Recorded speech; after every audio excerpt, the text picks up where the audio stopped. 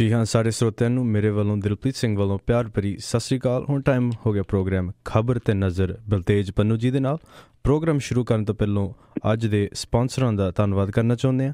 Khalsa insurance ਸੈਨੋਜ਼ੇ ਵਾਲੇ, ਗੁਰਦੀਪ ਸਿੰਘ ਬਿਰਦੀ ਕਲੋਵਿਸ ਤੋਂ, ਇਸ਼ਾਨਜੀਤ Singh ਖਲੋਟੀ Yuba city ਤੋਂ, ਸਤਨਾਮ ਸਿੰਘ ਸ਼ੇਰਗਿੱਲ ਸੈਲਮਾ ਤੋਂ, ਬਹਾਦਰ ਸਿੰਘ ਗਿੱਲ ਜੀ ਫਾਊਲਰ ਤੋਂ, ਸੁੱਚਾ ਸਿੰਘ ਫਰੈਜ਼ਨੋ ਤੋਂ, ਸਰਬਜੀਤ ਸਿੰਘ ਚੌਕਰ ਟਰਲਕ ਤੋਂ, ਹਰਵਿੰਦਰ ਸਿੰਘ ਸਮਰਾ ਯੂਬਾ ਸਿਟੀ ਤੋਂ, ਸੁਰਿੰਦਰ ਸਿੰਘ ਜੀ ਯੂਬਾ ਸਿਟੀ ਤੋਂ, ਜੱਸੀ ਗਿੱਲ ਪਲੰਬਿੰਗ ਵਾਲੇ ਬੇਕਰਸਫੀਲਡ ਤੋਂ, ਤਲਵਿੰਦਰ ਸਿੰਘ ਅਤੇ ਪ੍ਰੀਤਮ ਸਿੰਘ ਗਿੱਲ ਜੀ ਬੇਕਰਸਫੀਲਡ ਤੋਂ, ਅਤੇ ਟੁਲਾਰੀ ਟਰੱਕ ਐਂਡ ਟ੍ਰੇਲਰ ਰਿਪੇਅਰ ਅਤੇ ਟਰੱਕ ਵਾਸ਼ ਟੁਲਾਰੀ ਤੋਂ। ਇਹ ਸਪਾਂਸਰਾਂ ਦਾ ਬਹੁਤ ਬਹੁਤ ਧੰਨਵਾਦ ਕਰਦੇ ਹਾਂ। ਅਤੇ ਹੁਣ ਅਸੀਂ ਸਵਾਗਤ ਕਰਦੇ ਹਾਂ ਬਲਤੇਜ ਪੰਨੂ ਜੀ ਨੂੰ। ਬਲਤੇਜ ਪੰਨੂ ਜੀ ਸਤਿ ਸ਼੍ਰੀ ਅਕਾਲ, ਜੀ ਆਇਆਂ ਨੂੰ।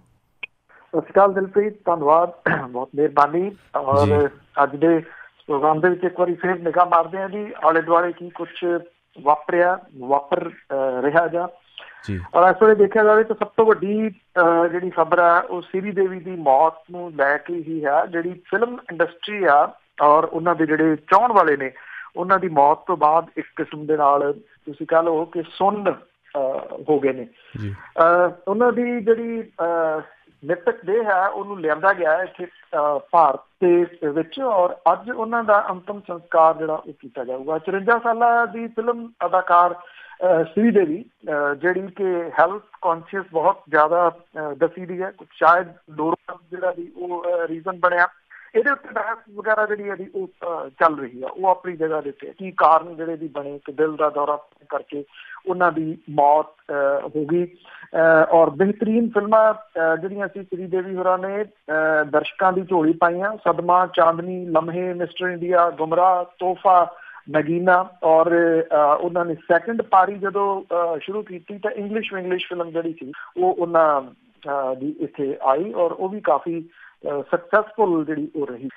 ਉਹਨਾਂ ਦੇ ਨਾਲ ਕੰਮ ਕਰਨ ਵਾਲੇ ਰਿਸ਼ੀ ਕਪੂਰ ਜਿਹੜੇ ਜੀ ਉਹ ਇਹ ਕਹਿ ਰਹੇ ਆ ਕਿ ਉਹ ਸਦਮੇ ਤੋਂ ਬਾਹਰ ਨਹੀਂ ਆ ਰਹੇ। ਕਮਲ ਹਸਨ ਹੋਰਾਂ ਦੀ ਜਿਹੜੀ ਉਹ ਟਿੱਪਣੀ ਹੈ ਕਿ ਉਹਨਾਂ ਨੇ ਉਹਨੂੰ ਬਹੁਤ ਛੋਟੀ ਉਮਰ ਤੋਂ ਜਿਹੜਾ ਦੀ ਸਕਸੈਸ ਤੱਕ ਵੱਧਦਿਆਂ ਵੇਖਿਆ। ਇਸੇ ਤਰੀਕੇ ਦੇ ਨਾਲ ਜਿਹੜੇ ਵੱਖੋ ਵੱਖਰੇ ਉਹਨਾਂ ਦੇ ਨਾਲ ਕੰਮ ਕਰ ਚੁੱਕੇ ਫਿਲਮ ਨਿਰਦੇਸ਼ਕ, ਨਿਰਮਾਤਾ ਜਾਂ ਜਿਹੜੇ ਅਦਾਕਾਰ ਨੇ, ਉਹਨਾਂ ਦੀਆਂ ਬੜੀਆਂ ਭਾਵਨਾਤਮਕ ਜਿਹੜੀਆਂ ਟਿੱਪਣੀਆਂ ਉਹ ਸ੍ਰੀ ਦੇਵੀ ਦੇ ਉੱਤੇ ਜਿਹੜੀਆਂ ਉਹ ਆ ਰਹੀਆਂ ਨੇ। ਅੱਜ ਉਹਨਾਂ ਦਾ ਅੰਤਮ ਸੰਸਕਾਰ ਜਿਹੜਾ ਜੀ ਇੱਥੇ ਮੁੰਬਈ ਦੇ ਵਿੱਚ ਕੀਤਾ ਜਾਊਗਾ। ਉਹ ਦੁਬਈ ਦੇ ਵਿੱਚ ਆਪਣੇ ਜਿਹੜਾ ਜੀ ਭਤੀਜੇ ਦੇ ਵਿਆਹ ਦੀਆਂ ਰਸਮਾਂ ਦੇ ਵਿੱਚ ਸ਼ਾਮਲ ਹੋਣ ਦੇ ਵਾਸਤੇ ਗਏ ਸੀ, ਜਿੱਥੇ ਉਹਨਾਂ ਨੂੰ ਤਕਲੀਫ ਹੋਈ ਔਰ ਤੁਰੰਤ ਹਸਪੀਟਲ ਲਿਜਾਇਆ ਗਿਆ, ਪਰ ਡਾਕਟਰਾਂ ਨੇ ਉੱਥੇ ਉਹਨਾਂ ਨੂੰ ਮ੍ਰਿਤਕ ਜਿਹੜਾ ਜੀ ਉਹ ਐਲਾਨ ਕਰ ਦਿੱਤਾ ਜੀ। ਅਗਲੇ ਮਹੀਨੇ 16 ਸੂਬਿਆਂ ਦੇ ਵਿੱਚ 58 ਸੀਟਾਂ ਦੇ ਉੱਤੇ ਰਾਜ ਸਭਾ ਦੀਆਂ ਚੋਣਾਂ ਜਿਹੜੀਆਂ ਜੀ ਹੋ ਰਹੀਆਂ ਨੇ ਔਰ ਇਹਦੇ ਤੋਂ ਬਾਅਦ ਜਿਹੜਾ ਜੀ ਉਹ ਸਿਨੈਰੀਓ ਬਦਲੂਗਾ ਰਾਜ ਸਭਾ ਦੇ ਵਿੱਚ। ਉਹਦਾ ਕਾਰਨ ਜਿਹੜਾ ਇਹ ਹੈ ਕਿ ਭਾਰਤੀ ਜਨਤਾ ਪਾਰਟੀ ਜਿਹੜੀ ਅਜੇ ਤੱਕ ਰਾਜ ਸਭਾ ਦੇ ਵਿੱਚ ਬਹੁਮਤ 'ਚ ਨਹੀਂ ਹੈਗੀ, ਉਹਨੂੰ ਬਹੁਮਤ ਜਿਹੜਾ ਜੀ ਉਹ ਮਿਲਣ ਦੀ ਪੂਰੀ ਆਸ ਹੈ। ਜਿਹੜੀ NDA ਦੀਆਂ ਸੀਟਾਂ ਦੀ ਗਿਣਤੀ ਵੀ ਜਿਹੜੀ ਉਹ ਵਧੂਗੀ, ਇਹਦੀ ਪੂਰੀ ਆਸ ਹੈ। ਰਾਜ ਸਭਾ ਦੇ ਵਿੱਚ ਮੈਂਬਰਾਂ ਦੇ ਪੱਖੋਂ ਭਾਜਪਾ ਪਹਿਲਾਂ ਹੀ ਕਾਂਗਰਸ ਪਾਰਟੀ ਨਾਲੋਂ ਅੱਗੇ ਨਿਕਲ ਚੁੱਕੀ ਆ। ਉੱਪਰਲੇ ਸਦਨ ਦੇ ਵਿੱਚ ਭਾਜਪਾ ਦੇ 58 ਜਦੋਂ ਕਿ ਕਾਂਗਰਸ ਦੇ 54 ਮੈਂਬਰ ਨੇ। ਦੋਵਾਂ ਪਾਰਟੀਆਂ ਵਿਚਲਾ ਫਰਕ ਜਿਹੜਾ ਹੁਣ ਹੋਰ ਵਧੂਗਾ। ਭਗਵਾਂ ਪਾਰਟੀ ਜਿਹੜੀ ਹੈ ਜੀ ਉਹਨੂੰ ਉੱਤਰ ਪ੍ਰਦੇਸ਼ ਦੇ ਵਿੱਚ ਵੱਡਾ ਲਾਹਾ ਮਿਲ ਸਕਦਾ, ਜਿੱਥੇ ਵਿਧਾਨ ਸਭਾ ਦੇ ਵਿੱਚ ਉਹਨੂੰ ਬਹੁਮਤ ਹਾਸਲ ਹੈ ਔਰ ਉੱਥੋਂ ਦੀਆਂ 10 ਰਾਜ ਸਭਾ ਸੀਟਾਂ ਦੇ ਵਿੱਚੋਂ ਭਾਜਪਾ ਨੂੰ ਘੱਟੋ ਘੱਟ 8 ਮਿਲਣੀਆਂ ਜਿਹੜੀਆਂ ਉਹ ਤੈਅ ਨੇ। ਭਾਜਪਾ ਦੇ ਕੋਲੇ ਉੱਤਰ ਪ੍ਰਦੇਸ਼ ਦੇ ਵਿੱਚ ਇੱਕੋ ਰਾਜ ਸਭਾ ਦੀ ਸੀਟ ਹੈ ਇਸ ਵੇਲੇ। ਪਾਰਟੀ ਆਗੂਆਂ ਦਾ ਇਹ ਕਹਿਣਾ ਕਿ ਉਹ ਰਾਜਸਥਾਨ ਦੀਆਂ ਸਾਰੀਆਂ 3 ਸੀਟਾਂ ਤੇ ਜਿੱਤੂਗੀ, ਜਿੱਥੇ ਇਸ ਵੇਲੇ ਉਹਦੇ ਕੋਲ 1 ਸੀਟ ਹੈ। ਭਾਜਪਾ ਦੇ ਵੱਲੋਂ ਭਾਈਵਾਲ ਸ਼ਿਵ ਸੈਨਾ ਨਾਲ ਮਿਲ ਕੇ ਮਹਾਰਾਸ਼ਟਰ ਦੀਆਂ 6 ਦੇ ਵਿੱਚੋਂ 4 ਸੀਟਾਂ ਦੇ ਉੱਤੇ ਕਬਜ਼ਾ ਕਰਨ ਦੀ ਪੂਰੀ ਉਮੀਦ ਹੈ, ਜਦੋਂ ਕਿ ਇਸ ਸਮੇਂ ਉੱਥੋਂ 2 ਉਹਦੇ ਰਾਜ ਸਭਾ ਦੇ ਮੈਂਬਰ ਨੇ। ਬਿਹਾਰ ਤੇ ਗੁਜਰਾਤ ਦੇ ਵਿੱਚ NDA ਨੂੰ ਹਲਕਾ ਝਟਕਾ ਜਿਹੜਾ ਦੀ ਉਹ ਲੱਗ ਸਕਦਾ ਹੈ। ਬਿਹਾਰ ਦੀਆਂ ਸਾਰੀਆਂ 6 ਰਾਜ ਸਭਾ ਸੀਟਾਂ 'ਚ ਉਹਨੂੰ 3 ਦੇ ਉੱਤੇ ਜਿੱਤ ਜਿਹੜੀ ਉਹ ਮਿਲਣੀ ਯਕੀਨੀ ਆ, ਜਦੋਂ ਕਿ ਗੁਜਰਾਤ ਦੇ ਵਿੱਚ ਉਹਨੂੰ 4 ਸੀਟਾਂ ਜਿਹੜੀਆਂ ਦੀ ਉਹ ਆ ਸਕਦੀਆਂ। ਇਹਦੇ ਨਾਲ ਜਿਹੜੀ ਰਾਸ਼ਟਰੀ ਜਨਤਾ ਦਲ ਦੇ ਆਗੂ ਜਿਹੜੇ ਨੇ ਤੇਜਸਵੀ ਯਾਦਵ, ਉਹਨੇ ਇਹ ਕਿਹਾ ਜੀ ਕਿ ਬਸਪਾ ਮੁਖੀ ਜਿਹੜੇ ਨੇ ਮਾਇਆਵਤੀ, ਉਹਨੇ ਰਾਜ ਸਭਾ ਸੀਟਾਂ ਦੀ ਉਹਨਾਂ ਦੀ ਪੇਸ਼ਕਸ਼ ਠੁਕਰਾ ਦਿੱਤੀ ਹੈ। ਮਾਇਆਵਤੀ ਦੇ ਮੁਤਾਬਕ ਉਹ ਭਾਜਪਾ ਦੇ ਸੱਤਾ 'ਚ ਰਹਿਣ ਤੱਕ ਸੰਸਦ ਦੇ ਵਿੱਚ ਜਾਣ ਦੇ ਇੱਛੁਕ ਨਹੀਂ। ਸੋ ਇਹ ਜਦੋਂ ਰਾਜ ਸਭਾ ਦੇ ਵਿੱਚ ਜਿਹੜੀਆਂ ਭਾਰਤੀ ਜਨਤਾ ਪਾਰਟੀ ਜਾਂ NDA ਦੀਆਂ ਸੀਟਾਂ ਜਿਹੜੀਆਂ ਵੱਧ ਜਾਂਦੀਆਂ ਨੇ, ਤੇ ਫਿਰ ਕੁਝ ਜਿਹੜੇ ਅਟਕੇ ਹੋਏ ਬਿੱਲ ਨੇ, ਹਾਲਾਂਕਿ ਹੁਣ ਬਹੁਤ ਸਮਾਂ ਤਾਂ ਨਹੀਂ ਰਹਿ ਗਿਆ ਭਾਰਤੀ ਜਨਤਾ ਪਾਰਟੀ ਦੀ ਸਰਕਾਰ ਦੇ ਕੋਲੇ, ਤਕਰੀਬਨ ਸਾਲ ਦਾ ਸਮਾਂ ਹੀ ਬਚਿਆ। ਜਿਵੇਂ ਕਿਹਾ ਜਾ ਰਿਹਾ ਕਿ ਸੰਭਾਵੀ ਰੂਪ ਦੇ ਵਿੱਚ ਉਹ ਚੋਣਾਂ ਜਿਹੜੀਆਂ ਦੀ ਅਰਲੀ ਕਰਾ ਸਕਦੇ ਨੇ, ਉਹ ਸਾਲ ਦੇ ਅੰਤ ਤੇ ਆ ਸਕਦੀਆਂ ਨੇ। ਉਦੋਂ ਪਹਿਲਾਂ ਕਿ ਰਾਜ ਸਭਾ ਦੇ ਵਿੱਚ ਜਿਹੜੀ ਹੈ ਪੂਰਨ ਬਹੁਮਤ ਲੈ ਕੇ ਉਹ ਕੁਝ ਬਿੱਲ ਜਿਹੜੇ ਅਟਕੇ ਹੋਏ ਆ ਰਾਜ ਸਭਾ ਦੇ ਵਿੱਚ, ਉਹਦੇ ਕੋਲੇ ਬਹੁਮਤ ਨਾ ਹੋਣ ਕਰਕੇ ਕੀ ਉਹਨਾਂ ਨੂੰ ਜਿਹੜਾ ਦੀ ਉਹ ਸਾਹਮਣੇ ਲਿਆਊਗੀ, ਇਹ ਵੇਖਣ ਵਾਲੀ ਗੱਲ ਰਹੂਗੀ।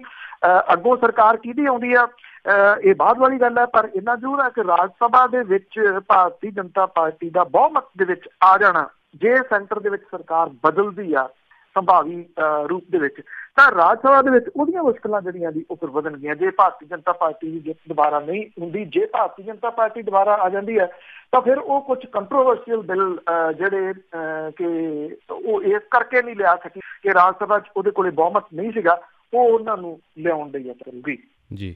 ਇਹਨਾਂ ਦਿਨਾਂ ਦੇ ਵਿੱਚ ਬਹੁਤ ਚਰਚਿਤ ਜਿਹੜੀ ਗੱਲ ਬੈਂਕਾਂ ਦੇ ਨਾਲ ਠੱਗੀ ਦੀ ਆ, ਜਿੰਨੇ ਘੁਟਾਲੇ ਜਿਹੜੇ ਆ ਉਹ ਸਾਹਮਣੇ ਆ ਰਹੇ ਆ, ਕੋਈ ਦਿਨ ਨਹੀਂ ਜਾਂਦਾ ਜਦੋਂ ਇਹ ਘੁਟਾਲੇ ਜਿਹੜੇ ਆ ਉਹ ਸਾਹਮਣੇ ਨਹੀਂ ਆਉਂਦੇ, ਤੇ ਹਰ ਰੋਜ਼ ਤਕਰੀਬਨ ਕਿਸੇ ਨਾ ਕਿਸੇ ਨਵੇਂ ਘੁਟਾਲੇ ਦਾ ਜਿਹੜਾ ਦੀ ਉਹ ਪਰਦਾਫਾਸ਼ ਹੋ ਰਿਹਾ।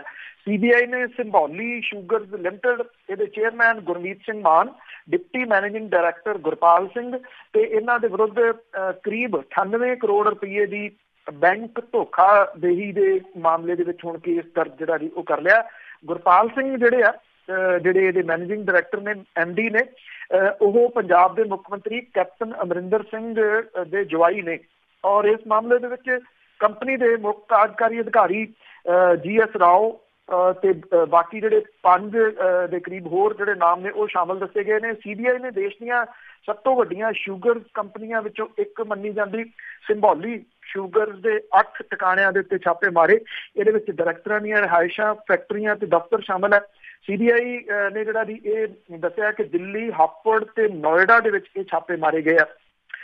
ਇਹ ਛਾਪੇ ਕੰਪਨੀ ਦੇ ਵੱਲੋਂ ਕਰਜ਼ੇ ਦੇ ਰੂਪ ਦੇ ਵਿੱਚ ਲਏ ਗਏ 97 ਕਰੋੜ 85 ਲੱਖ ਕਰੀਬ 98 ਕਰੋੜ ਰੁਪਏ, ਜਿਹੜੇ ਕਿ 15 ਦੇ ਵਿੱਚ ਇਹਨੂੰ ਧੋਖਾਦੇਹੀ ਕਰਾਰ ਦਿੱਤਾ ਗਿਆ ਸੀਗਾ, ਔਰ ਦੂਜਾ ਕਾਰਪੋਰੇਟ ਕਰਜ਼ਾ 110 ਕਰੋੜ ਰੁਪਏ ਦਾ, ਜਿਹਨੂੰ ਪਹਿਲੇ ਕਰਜ਼ੇ ਨੂੰ ਅਦਾ ਕਰਨ ਦੇ ਵਾਸਤੇ ਵਰਤਿਆ ਗਿਆ ਸੀਗਾ। CBI ਦੀ FIR ਦੇ ਅਨੁਸਾਰ ਕੰਪਨੀ ਦੇ ਵੱਲੋਂ ਜਿਹੜਾ ਲਿਆ ਗਿਆ ਦੂਜਾ ਕਰਜ਼ਾ ਉਹ 1000 ਤੇ 500 ਦੇ ਪੁਰਾਣੇ ਨੋਟ ਵਾਪਸ ਲੈਣ ਦੇ ਐਲਾਨ ਤੋਂ ਕੋਈ 20 ਦਿਨ ਮਗਰੋਂ 29 ਨਵੰਬਰ 16 ਨੂੰ ਡੁੱਬਿਆ ਕਰਜ਼ ਕਰਾਰ ਜਿਹੜਾ ਜੀ ਉਹ ਦਿੱਤਾ ਗਿਆ ਸੀਗਾ। ਔਰ ਇਸ ਮਾਮਲੇ ਦੇ ਵਿੱਚ ਬੈਂਕ ਦੇ ਨਾਲ ਕਥਿਤ ਧੋਖਾਦੇਹੀ ਜਿਹੜੀ ਹੈ ਜੀ ਉਹ ਤਕਰੀਬਨ 98 ਕਰੋੜ ਰੁਪਏ ਦੀ ਆ, ਪਰ ਬੈਂਕ ਨੂੰ ਕੁੱਲ ਘਾਟਾ ਜਿਹੜਾ 1 ਅਰਬ 9 ਕਰੋੜ 8 ਲੱਖ ਰੁਪਏ ਦਾ ਜਿਹੜਾ ਜੀ ਉਹ ਪਿਆ। ਸੋ ਇਹ ਘੁਟਾਲੇ ਰੋਜ਼ ਜਿਹੜੇ ਜੀ ਉਹ ਸਾਹਮਣੇ ਆ ਰਹੇ ਨੇ। ਕੈਪਟਨ ਅਮਰਿੰਦਰ ਸਿੰਘ ਹੋਰਾਂ ਦਾ ਜਵਾਈ ਜਿਹੜਾ ਜੀ ਉਹ ਵੀ ਇਸ ਮਾਮਲੇ ਦੇ ਵਿੱਚ ਹੁਣ ਜਿਹੜਾ ਉਹ ਚਰਚਿਤ ਹੈ। ਤੇ ਚਰਚਾ ਦੀ ਗੱਲ ਚੱਲੀ ਹੈ, ਕੈਪਟਨ ਅਮਰਿੰਦਰ ਸਿੰਘ ਉਹਨਾਂ ਦੀ ਗੱਲ ਚੱਲੀ ਹੈ, ਤੇ ਚਰਚਾ ਜਿਹੜੀ ਇੱਕ ਹੋਰ ਵੱਡੀ ਚੱਲਦੀ ਰਹਿੰਦੀ ਆ ਉਹਨਾਂ ਦੀ ਦੋਸਤ ਵਿਦੇਸ਼ੀ ਮਹਿਮਾਨ ਦੀ, ਕਿਉਂਕਿ ਰਾਈਟ ਟੂ ਇਨਫੋਰਮੇਸ਼ਨ ਐਕਟ ਦੇ ਤਹਿਤ ਜਿਹੜੀਆਂ ਕੁਝ ਜਾਣਕਾਰੀਆਂ ਲਈਆਂ ਜਾਂਦੀਆਂ ਨੇ, ਉਹਦੇ ਤਹਿਤ ਜਿਹੜੇ RTI ਮਹਿਕਮਾ ਹੈ ਜੀ ਉਹ ਇਹ ਜਾਣਕਾਰੀ ਦੇਣ ਤੋਂ ਲਗਭਗ ਇਨਕਾਰੀ ਆ, ਚਾਹੇ ਉਹ ਪੰਜਾਬ ਦਾ ਹੈ ਚਾਹੇ ਉਹ ਹਿਮਾਚਲ ਪ੍ਰਦੇਸ਼ ਦਾ ਹੈ। ਅਰੂਸਾ ਆਲਮ ਉਹ ਕਿੱਥੇ ਆ ਕੇ ਜਿਹੜਾ ਜੀ ਉਹ ਠਹਿਰਦੀ ਆ, ਕਿੰਨੀ ਦੇਰ ਦਾ ਉਹਦੇ ਕੋਲੇ ਵੀਜ਼ਾ, ਇਹ ਜਿਹੜੀ ਜਾਣਕਾਰੀ ਆ ਉਹ ਨਹੀਂ ਦਿੱਤੀ ਜਾ ਰਹੀ। ਸ਼ਾਇਦ ਦੋਨੋਂ ਜਿਹੜੇ ਸੂਬੇ ਨੇ ਉਹ ਕਿਸੇ ਕਿਸਮ ਦਾ ਕੋਈ ਖਤਰਾ ਮੁੱਲ ਲੈਣ ਦੇ ਵਾਸਤੇ ਤਿਆਰ ਨਹੀਂ। ਮੁੱਖ ਮੰਤਰੀ ਹੋਰਾਂ ਦੀ ਦੋਸਤ ਜਿਹੜੀ ਹੈ ਜੀ ਅਰੂਸਾ ਆਲਮ, ਉਹਦੀ ਭਾਰਤ ਦੀ ਫੇਰੀ ਦੇ ਮੌਕੇ ਉਹ ਚੰਡੀਗੜ੍ਹ ਠਹਿਰਦੀ ਹੈ ਜਾਂ ਫਿਰ ਹਿਮਾਚਲ ਪ੍ਰਦੇਸ਼।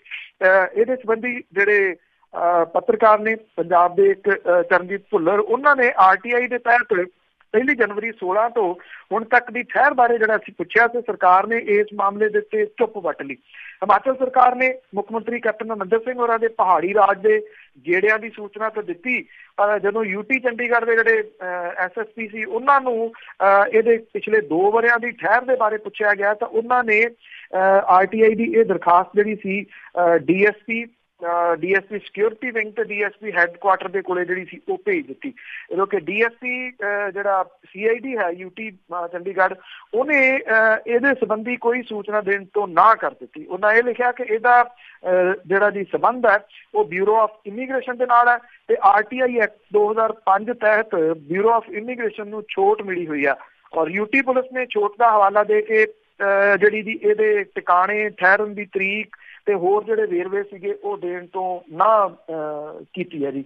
ਔਰ ਪਿਛਲੇ ਦਿਨੀ ਵਿਰੋਧੀ ਧਿਰ ਦੇ ਨੇਤਾ ਸੁਖਪਾਲ ਸਿੰਘ ਖਹਿਰਾ ਹੋਰਾਂ ਨੇ ਜਿਹੜਾ ਇੱਕ ਜਿਹੜੀ ਵੀਡੀਓ ਸੀ ਜਿਹੜੀ ਸੋਸ਼ਲ ਮੀਡੀਆ ਦੇ ਉੱਤੇ ਵੀ ਚੱਲਦੀ ਰਹੀ ਆ, ਉਹਦੇ ਹਵਾਲੇ ਦੇ ਨਾਲ ਕਾਂਗਰਸ ਪ੍ਰਧਾਨ ਰਾਹੁਲ ਗਾਂਧੀ ਹੋਰਾਂ ਨੂੰ ਚਿੱਠੀ ਲਿਖ ਕੇ ਇਹਦੇ ਸੰਬੰਧੀ ਕਾਰਵਾਈ ਜਿਹੜੀ ਹੈ ਉਹ ਮੰਗੀ ਸੀ।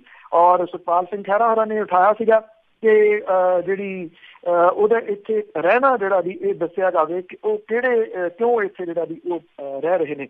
ਜਿਹੜੇ ਨਿਯਮ ਨੇ ਉਹਦੇ ਅਨੁਸਾਰ ਕਿਸੇ ਵੀ ਵਿਦੇਸ਼ੀ ਨੂੰ ਭਾਰਤ ਦੇ ਵਿੱਚ ਆਪਣੀ ਠਹਿਰ ਬਾਰੇ ਸੂਚਨਾ ਜਿਹੜੀ ਹੈ ਜੀ ਉਹ ਦੇਣੀ ਹੁੰਦੀ ਆ।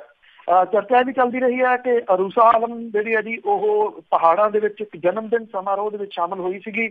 ਔਰ ਇਸ ਤੋਂ ਪਹਿਲਾਂ ਜਿਹੜੀ ਇੱਕ RTI ਪਾਈ ਗਈ ਤਾਂ ਗ੍ਰਹਿ ਵਿਭਾਗ ਨੇ ਇਹ ਚਿੱਠੀ ਲੈਣ ਤੋਂ ਹੀ ਨਾ ਕਰਤੀ ਤੇ ਫਿਰ ਦਰਖਾਸਤ ਜਿਹੜੀ ਸੀ ਉਹ ਰੱਦ ਕਰ ਦਿੱਤੀ। ਮੁੱਖ ਮੰਤਰੀ ਤਾਂ ਜਿਹੜੇ ਜਦੋਂ ਜਾਂਦੇ ਨੇ ਹਿਮਾਚਲ ਦੇ ਵਿੱਚ ਉਹ ਸਟੇਟ ਗੈਸਟ ਹੁੰਦੇ ਆ, ਉਹਨਾਂ ਦੀ ਜਾਣਕਾਰੀ ਤਾਂ RTI ਦੇ ਤਹਿਤ ਮਿਲ ਰਹੀ ਹੈ, ਪਰ ਉਹਨਾਂ ਦੀ ਜਿਹੜੀ ਦੋਸਤ ਨਾ ਹੁੰਦੀ ਉਹਦੀ RTI ਦੇ ਤਹਿਤ ਕੋਈ ਜਾਣਕਾਰੀ ਜਿਹੜੀ ਉਹ ਨਹੀਂ ਮਿਲ ਰਹੀ। ਇਸ ਵੇਲੇ ਪੰਜਾਬ ਦੀ ਸਰਕਾਰ ਦੇ ਮਾਲੀ ਹਾਲਾਤ ਕੀ ਨੇ ਇਹ ਸਭ ਨੂੰ ਪਤਾ ਹੈ ਕਿ ਢਾਂਚਾ ਜਿਹੜਾ ਜੀ ਉਹ ਹਿੱਲਿਆ ਪਿਆ। ਪੰਜਾਬ ਸਰਕਾਰ ਦਾ ਕੁਛ ਨਾ ਕੁਛ ਰੋਜ਼ ਜਿਹੜਾ ਉਹ ਨਵਾਂ ਸਾਹਮਣੇ ਆਉਂਦਾ। ਹੁਣ ਪਾਵਰਕਾਮ ਜਿਹੜੀ ਹੈ ਜੀ ਉਹਨੂੰ ਅਗਾਊਂ ਜਿਹੜੀ ਸਬਸਿਡੀ ਦੇਣ ਤੋਂ ਸਰਕਾਰ ਨੇ ਹੱਥ ਖੜੇ ਕਰ ਦਿੱਤੇ ਆ।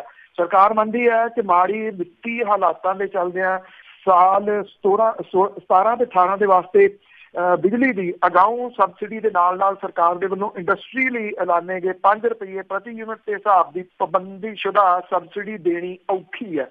ਸਰਕਾਰ ਦੇ ਇਸ ਐਲਾਨ ਦੇ ਨਾਲ ਬਿਜਲੀ ਮਹਿਕਮੇ ਨੂੰ ਅਦਾਇਗੀਯੋਗ ਜਿਹੜੀ ਰਕਮ ਹੈ ਉਹ 11,542 ਕਰੋੜ ਰੁਪਏ ਬਣ ਗਈ ਹੈ, ਜਿਹਦੀ ਅਦਾਇਗੀ ਨਾ ਹੋਣ ਕਰਕੇ ਬਿਜਲੀ ਮਹਿਕਮੇ ਦਾ ਚੱਲਣਾ ਹੁਣ ਔਖਾ ਹੋ ਗਿਆ ਜੀ। ਇਹਦਾ ਵੱਡਾ ਕਾਰਨ ਸਰਕਾਰ ਦੇ ਵੱਲੋਂ ਇਹ ਦੱਸਿਆ ਜਾ ਰਿਹਾ ਹੈ ਕਿ ਆਟਾ ਦਾਲ ਸਕੀਮ ਤੇ ਜਿਹੜਾ ਰਾਸ਼ਨ ਦੀ ਸਬਸਿਡੀ ਦੇ ਖਾਤੇ ਦੇ 3000 ਕਰੋੜ ਰੁਪਏ ਜਾਣ ਦੇ ਨਾਲ ਉਹ ਬਿਜਲੀ ਦੀ ਸਬਸਿਡੀ ਦੇਣ ਤੋਂ ਅਸਫਲ ਜਿਹੜੀ ਹੈ ਨਾਕਾਮ ਹੈ।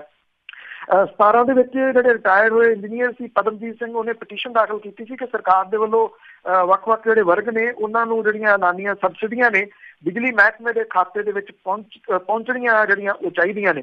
ਇਹਦੇ ਜਵਾਬ ਦੇ ਵਿੱਚ ਸਰਕਾਰ ਨੇ ਕਿਹਾ ਸੀਗਾ ਕਿ ਸਰਕਾਰ ਦੀ ਮਾੜੀ ਹਾਲਤ ਕਰਕੇ ਇਹ ਪੰਜਾਬ ਸਟੇਟ ਰੈਗੂਲੇਟਰੀ ਕਮਿਸ਼ਨ ਨੂੰ ਅਗਾਊਂ ਸਬਸਿਡੀ ਦੇਣ ਤੋਂ ਅਸਮਰੱਥ ਹੈ।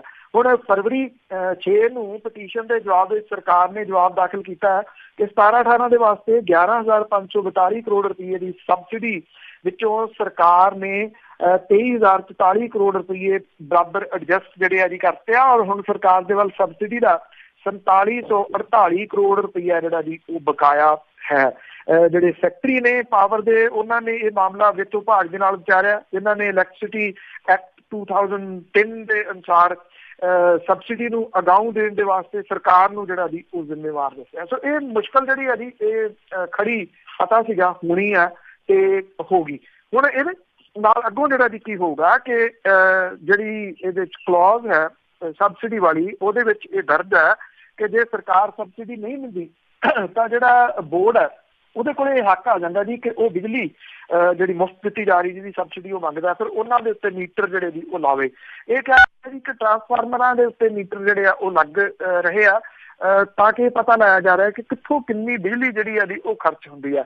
ਜਦੋਂ ਕਿਸਾਨਾਂ ਦੇ ਬਿਜਲੀ ਦੇ ਮੀਟਰ ਲਾਉਣ ਦੀ ਗੱਲ ਜਿਹੜੀ ਚੱਲਦੀ ਆ ਤਾਂ ਵਿਰੋਧੀ ਧਿਰਾਂ ਜਿਹੜੀਆਂ ਜੀ ਉਹ ਇਹਨੂੰ ਇਸ਼ੂ ਬਣਾ ਕੇ ਅਕਸਰ ਲੜਦੀਆਂ ਨੇ ਕਿ ਅਸੀਂ ਇਹ ਬਿੱਲ ਲਾਉਣ ਨਹੀਂ ਦੇਵਾਂਗੇ, ਪਰ ਕਿੰਨੀ ਤੱਕ ਸਰਵਾਈਵ ਜਿਹੜਾ ਜੀ ਉਹ ਹੋਊਗਾ ਇਹ ਨਹੀਂ ਪਤਾ। ਜੇ ਵਿੱਤੀ ਹਾਲਾਤਾਂ ਦੀ ਗੱਲ ਜਿਹੜੀ ਆ ਜੀ ਉਹ ਚੱਲੀ ਆ ਤੇ ਇਹਦੀ ਹੋਰ ਵੀ ਡਿਟੇਲ ਜਿਹੜੀ ਆ ਜੀ ਉਹਦੇ ਵੱਲ ਨੂੰ ਤੁਰੀਏ ਤਾਂ ਪੰਜਾਬ ਇਸ ਵੇਲੇ ਜਿਹੜਾ ਜੀ ਗੰਭੀਰ ਵਿੱਤੀ ਸੰਕਟ ਦੇ ਵਿੱਚੋਂ ਕੱਢਣ ਦੇ ਵਾਸਤੇ ਉਹਨੂੰ ਜਿਹੜੀ ਮੌਜੂਦਾ ਸਰਕਾਰ ਹੈ ਉਹਦੇ ਵੱਲੋਂ ਕੋਈ ਠੋਸ ਕਦਮ ਜਿਹੜੇ ਜੀ ਉਹ ਨਾ ਚੁੱਕੇ ਜਾਣ ਕਰਕੇ ਸਰਕਾਰ ਦੀ ਕਾਰਗੁਜ਼ਾਰੀ ਦੇ ਉੱਤੇ ਬਹੁਤ ਵੱਡਾ ਅਸਰ ਜਿਹੜਾ ਜੀ ਇਹ ਪੈ ਰਿਹਾ। ਸਰਕਾਰ ਆਪਣੇ ਪਹਿਲੇ ਸਾਲ ਦੇ ਦੌਰਾਨ ਰਾਜਸੀ ਇੱਛਾ ਸ਼ਕਤੀ ਦਾ ਪ੍ਰਗਟਾਵਾ ਕਰਨ ਦੇ ਵਿੱਚ ਕਾਮਯਾਬ ਤਾਂ ਨਹੀਂ ਹੋਈ ਤੇ ਡੰਗ ਟਪਾਈ ਤੋਂ ਅੱਗੇ ਜਿਹੜੀ ਵੱਧ ਰਹੀ। ਜਦੋਂ ਪਲੇਠਾ ਬਜਟ ਪੇਸ਼ ਕੀਤਾ ਗਿਆ ਸੀਗਾ ਤਾਂ ਜਿਹੜੇ ਵਿੱਤ ਮੰਤਰੀ ਨੇ ਮੰਤਰੀ ਸਿੰਘ ਬਾਦਲ ਹੋਰੀ ਉਹਨਾਂ ਨੇ ਪਹਿਲਾਂ ਤੋਂ ਚੱਲ ਰਹੀਆਂ ਸਕੀਮਾਂ ਤੇ ਕੇਂਦਰੀ ਯੋਜਨਾਵਾਂ ਦੀ ਅਧੀਨ ਜਿਹੜਾ ਪੈਸਾ ਦੇਣ ਦਾ ਵਾਅਦਾ ਕੀਤਾ ਸੀਗਾ ਵਿੱਤ ਵਿਭਾਗ ਉਹਦੇ ਉੱਤੇ ਵੀ ਖਰਾ ਨਹੀਂ ਉਤਰਿਆ। ਹਾਲਤ ਇਹ ਬਣੀ ਪਈ ਹੈ ਸਰਕਾਰ ਦੇ ਵੱਲੋਂ ਤਨਖਾਹਾਂ ਤੇ ਵੱਧਵੇਂ ਖਰਚੇ ਦਾ ਜੁਗਾੜ ਕਰਨ ਦੇ ਵਿੱਚ ਸ਼ਕਤੀ ਜਿਹੜੀ ਹੈ ਜੀ ਉਹ ਲਾਈ ਗਈ ਆ। ਪੰਜਾਬ ਸਰਕਾਰ ਦੀ ਵਿੱਤੀ ਫਰੰਟ ਦੇ ਉੱਤੇ ਹਾਲਾਤ ਇੰਨੀ ਮਾੜੀ ਬਣੀ ਹੋਈ ਆ ਕਿ ਸਾਲਾਨਾ ਆਮਦਨ ਦੇ ਨਾਲੋਂ ਖਰਚੇ ਜ਼ਿਆਦਾ ਨੇ। ਜੇ ਲੇਖਾ ਜੋਖਾ ਕਰੀਏ ਤਾਂ ਖਰਚਾ 107% ਤੱਕ ਪਹੁੰਚ ਗਿਆ ਤੇ ਵੱਧਵੇਂ ਖਰਚੇ ਦਾ ਕਰਜ਼ਾ ਜਿਹੜਾ ਜੀ ਉਹ ਚੁੱਕ ਕੇ ਇਹ ਖਰਚੇ ਕੀਤੇ ਜਾ ਰਹੇ ਨੇ। ਆਮਦਨ ਸਾਲ ਦੇ ਵਿੱਚ 60,000 ਕਰੋੜ ਰੁਪਏ ਦੇ ਕਰੀਬ ਹੈ, ਜਿਹਦੇ ਚੋਂ 24,000 ਕਰੋੜ ਰੁਪਏ ਦੇ ਕਰੀਬ ਤਨਖਾਹਾਂ ਦੇ ਉੱਤੇ ਨਿਕਲ ਜਾਂਦਾ ਤੇ 10,000 ਕਰੋੜ ਰੁਪਏ ਤੋਂ ਜ਼ਿਆਦਾ ਪੈਨਸ਼ਨਾਂ ਦੇ ਭੁਗਤਾਨ ਦੇ ਵਿੱਚ ਜਿਹੜਾ ਜੀ ਉਹ ਖਰਚ ਹੁੰਦਾ। ਸਰਕਾਰ ਦੇ ਵੱਲੋਂ ਲਏ ਗਏ ਕਰਜ਼ੇ ਦੀਆਂ ਕਿਸ਼ਤਾਂ ਦੇ ਰੂਪ ਦੇ ਵਿੱਚ 14,000 ਕਰੋੜ ਰੁਪਇਆ ਸਾਲਾਨਾ ਅਦਾ ਕਰਨਾ ਪੈ ਰਿਹਾ ਔਰ 11,000 ਕਰੋੜ ਰੁਪਏ ਦੇ ਕਰੀਬ ਸਬਸਿਡੀਆਂ ਅਦਾ ਕਰਨੀਆਂ ਪੈ ਰਹੀਆਂ ਨੇ। ਸਰਕਾਰ ਦੇ ਕੋਲੇ ਵਿਕਾਸ ਕਾਰਜਾਂ ਜਾਂ ਕੇਂਦਰੀ ਜਿਹੜੀਆਂ ਸਕੀਮਾਂ ਦੇ ਵਿੱਚ ਪੈਸਾ ਲਾਉਣ ਦੇ ਵਾਸਤੇ ਢੇਲਾ ਵੀ ਨੀਗਾ। ਜਿਹੜਾ ਨੀਤੀ ਆਯੋਗ ਪਿਛਲੇ ਦਿਨੀ ਆਇਆ ਸੀਗਾ ਉਹਦੇ ਤੋਂ ਆਸ ਸੀਗੀ, ਪੰਜਾਬ ਸਰਕਾਰ ਨੇ ਇਹ ਕਿਹਾ ਕਿ ਸਾਨੂੰ ਥੋੜੀ ਛੋਟ ਜਿਹੜੀ ਹੈ ਜੀ ਉਹ ਦਿਓ, ਜਿਹੜੀਆਂ ਕੇਂਦਰੀ ਸਕੀਮਾਂ ਨੇ ਉਹਨੂੰ 90-10 ਦੇ ਹਿਸਾਬ ਦੇ ਨਾਲ ਕਰ ਦਿਓ, 10 ਪੈਸੇ ਸਾਡੇ ਕੋਲ 90 ਦੇ ਦਿਓ। ਪਰ ਨੀਤੀ ਆਯੋਗ ਜਿਹੜਾ ਸੀਗਾ ਜੀ ਤੁਸੀਂ ਇਹ ਕਹਿ ਲਓ ਕਿ ਅੰਗੂਠਾ ਵਿਖਾ ਕੇ ਗਾਂਹ ਤੁਰ ਗਿਆ। ਕੁਛ ਜਿਹੜੀਆਂ ਸੀਗੀਆਂ ਦੀ ਸਿਆਣੀਆਂ ਗੱਲਾਂ ਕਰਕੇ ਆਹ ਕਰ ਲਓ ਦਿੱਤਾ ਲਿਆ ਜਿਹੜਾ ਜੀ ਉਹ ਕੱਖ ਵੀ ਨਹੀਂ।